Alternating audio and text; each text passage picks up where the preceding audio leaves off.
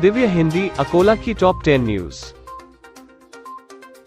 अकोला मनपा क्षेत्र में राउतवाड़ी स्थित सुरोसे ने बिना मनपा की अनुमति के घर का निर्माण किया था और रेलवे स्टेशन के पास निखिल रोहटा यानी शिवशंकर रेस्टोरेंट के मालिक ने सर्विस लाइन में अनधिकृत निर्माण किया था। इन दोनों अनधिकृत निर्माणों को आयुक्त नीमा अरोरा जी के आदेश पर अतिक्रमण विभाग द्वारा गिरा दिया गया।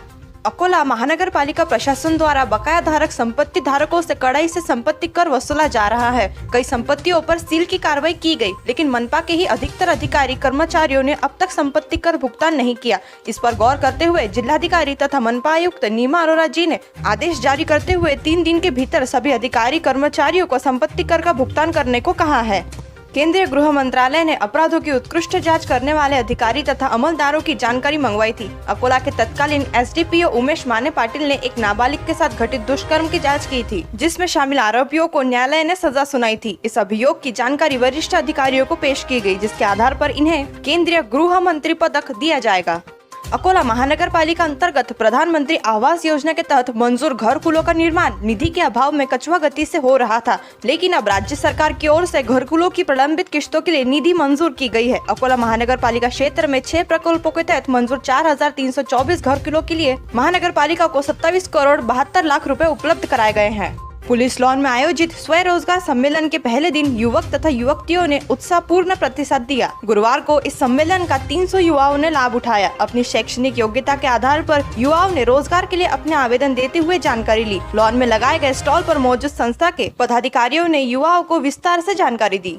बारूला से वरवट बकाल और अरसुल से हिवरखेड़ तक सड़कों के निर्माण में देरी के मुद्दे पर जिला नियोजन भवन में अकोट के विधायक प्रकाश भारत साकले द्वारा बुलाई गई एक बैठक में अकोट और तेल्हारा तहसील के शिवसेना, राकंपा और भाजपा के पदाधिकारियों के बीच विवाद हुआ और बात मारामारी तक चली गई। अब के जिलाधिकारी जी इन विवाद करने वालों पर कार्रवाई करेंगी, यह देखना होगा। जहां पूरे राज्य में कोविड की डेल्टा वेरिएंट का खतरा बढ़ता जा रहा है, वहीं अकोला जिले में डेल्टा का पहला मरीज मिलने से स्वास्थ्य विभाग में हड़कंप मच गया। यह मरीज अकोट शहर का है, जिसकी हालत स्थिर है। इस बीच स्वास्थ्य विभाग के सामने यह पता लगाने में बड़ी चुनौती है कि उस मरीज के संपर्क में आए कितने लोग कोरोना से संक्रमित हुए।